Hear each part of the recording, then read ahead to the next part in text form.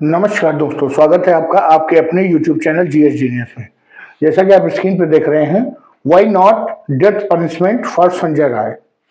जो कलकत्ता रेप और murder case का जो मुख्य आरोपी था संजय राय, उसको हाल ही में सजा सुनाई गई और उसको आजीवन कारावास की सजा सुनाई गई, जो कि लोगों की अपेक्षाओं के विपरीत था। लोग चाहते थे कि उसको मृत्यु दंड दिया जाए।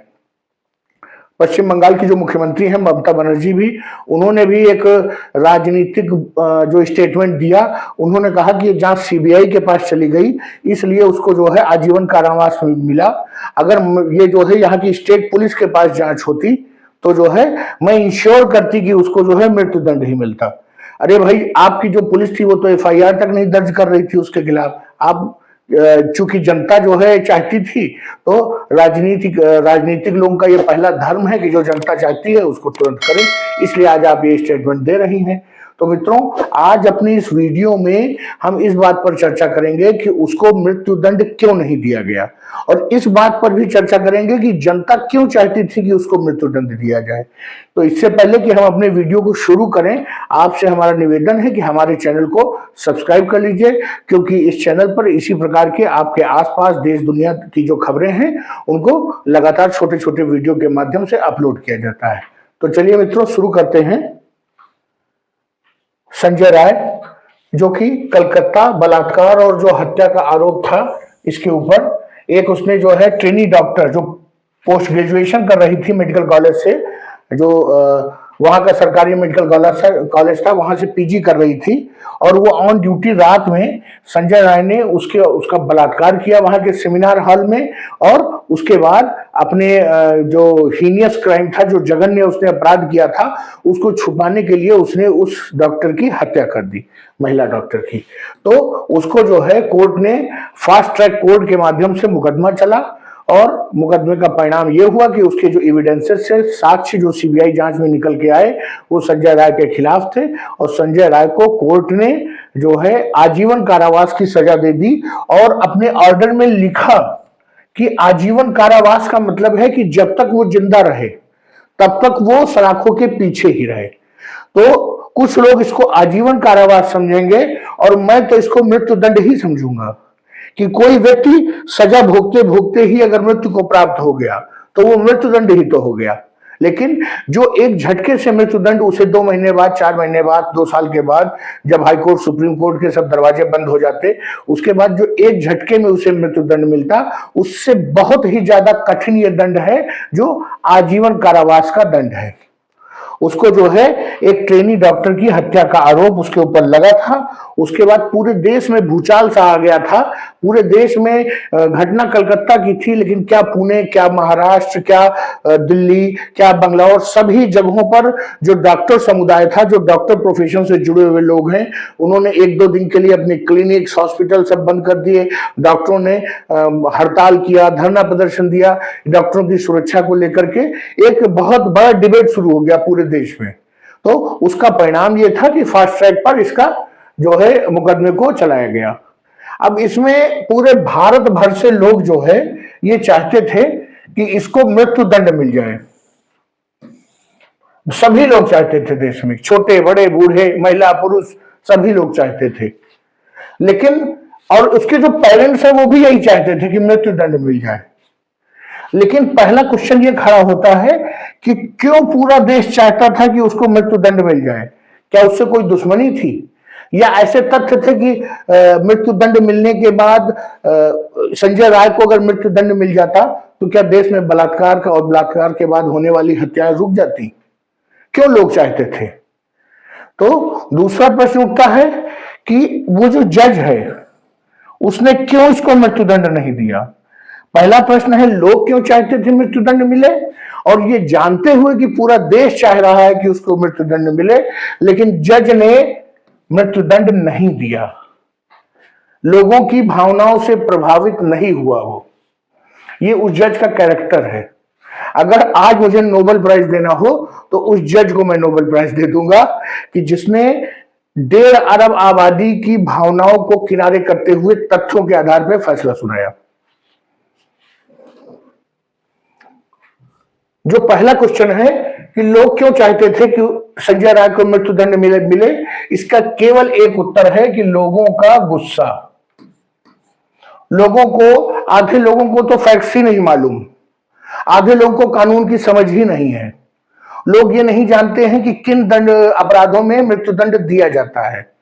बस कहीं से आवाज उठी कि इसने बहुत बड़ा अपराध किया है, इसको मृत्युदंड दे दिया जाए, सभी भीड़ चाल में पीछे चलने लगे और मृत्युदंड की मांग करने लगे।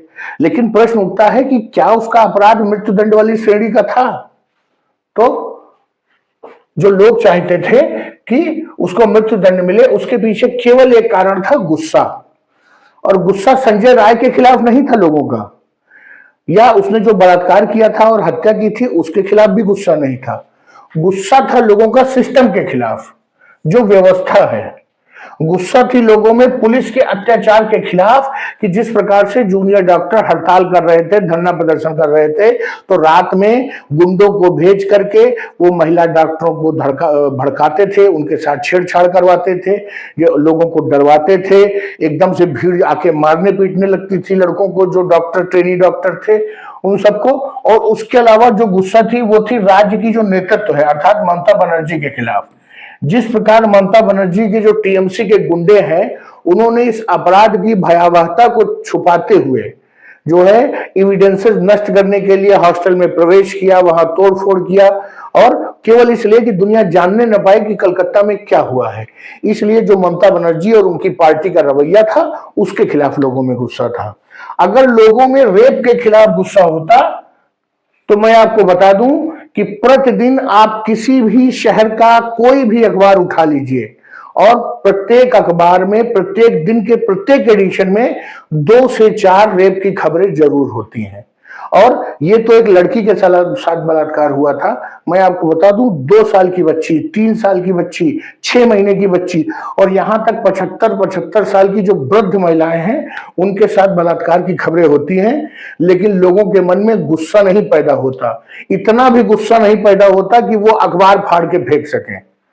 लेकिन यहां पर जो गुस्सा था वो भी बलात्कार के खिलाफ नहीं था, वो सिस्टम के खिलाफ गुस्सा था, पुलिस के खिलाफ गुस्सा था, वहां के जो मुख्यमंत्री का बयान थे उल्टे सीधे, उनके खिलाफ गुस्सा था।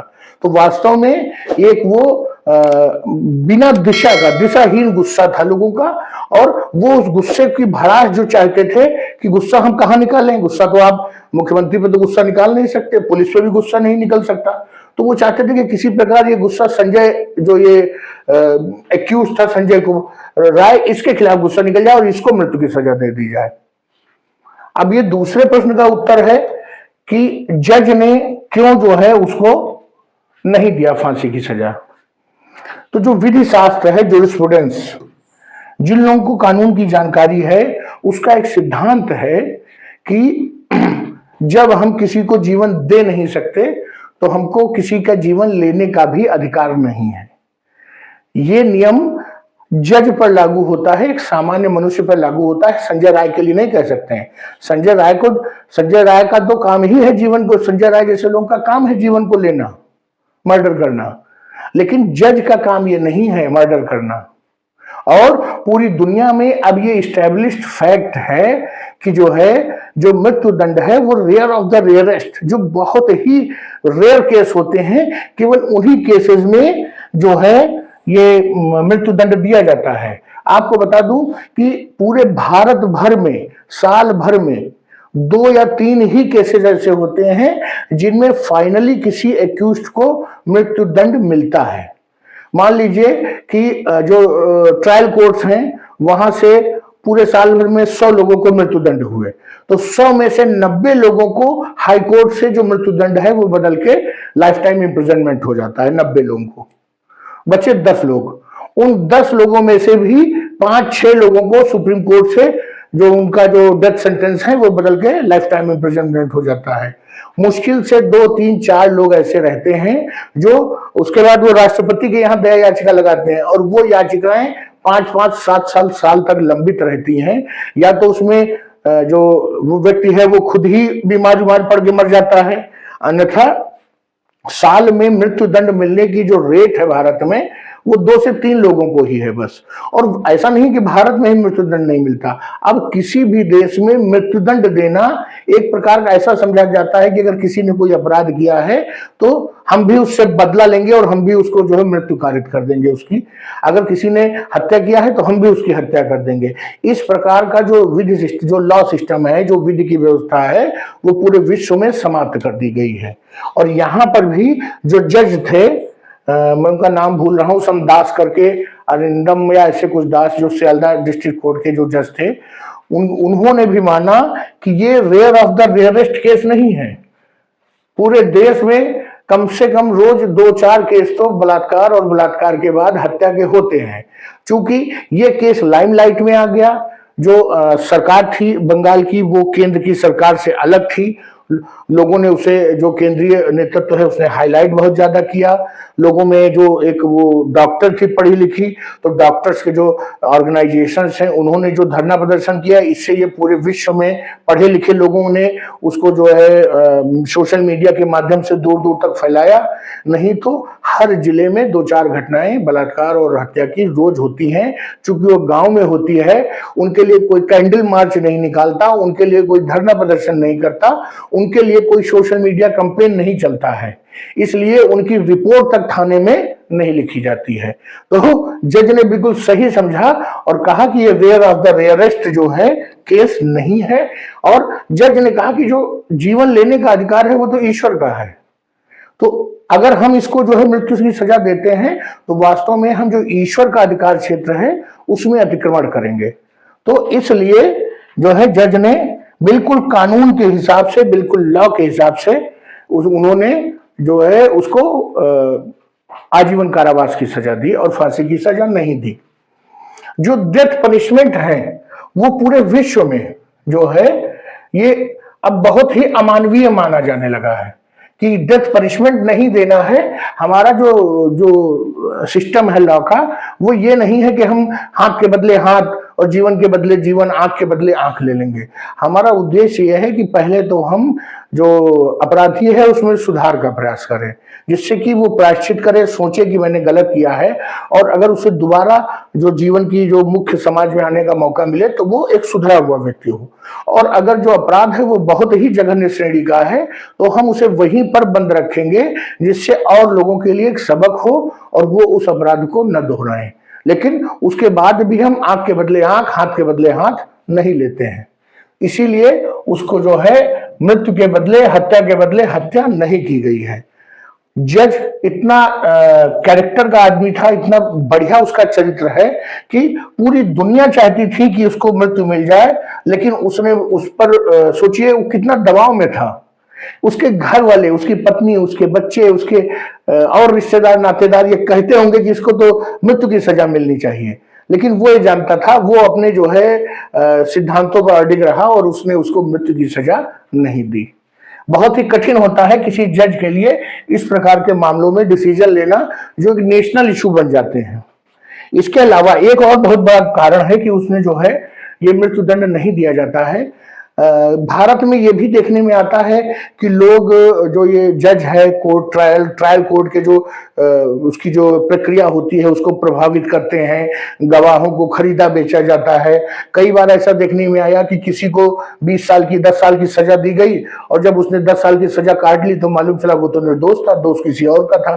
तो इस प्रकार के केसेस में अगर हम किसी को आज मृत्यु की सजा देते हैं और 6 महीने बाद उसको लटका देते हैं फांसी पे, और हमको 3 साल के बाद मालूम चला कि नहीं वो तो दोषी नहीं था, दोषी कोई और था, तो बताइए क्या हम उस परिवार को जो मोरल क्षति हुई या जो नैतिक क्षति या जो उसको व्यक्तिगत क्षति हुई, उसके परिवार का एक व्यक्ति की जो है मतलब मृत्यु हो गई फांसी पर लटकाने से, वो हम वापस तो कर नहीं सकते। इसलिए प्रयास किया जाता है कि किसी को भी मृत्यु दंड न दिया जाए। और अगर कभी भी जीवन में ये खुलता है मामला कि नहीं संजय राय नहीं, उसमें तो जो पूर्व प्रिंसिपल थे वो दोषी थे, तो इस परिस्थिति में कम से कम उसका जो बचा हुआ जीवन है वो तो उसे वापस दिया जा सके। इस कारणों से उस ऐसे अपराधियों को या किसी भी अपराधी को प्रयास किया जाता है कि मृत्यु दंड न दिया जाए साहब। तो अब मेरा ये समझना है कि आप भी समझ गए होंगे कि इस केस में संजय राय को मृत्यु दंड क्यों नहीं दिया गया। इसके बाद आप शायद अब ये नहीं सोचेंगे कि संजय राय को मृत्युदंड देना चाहिए था।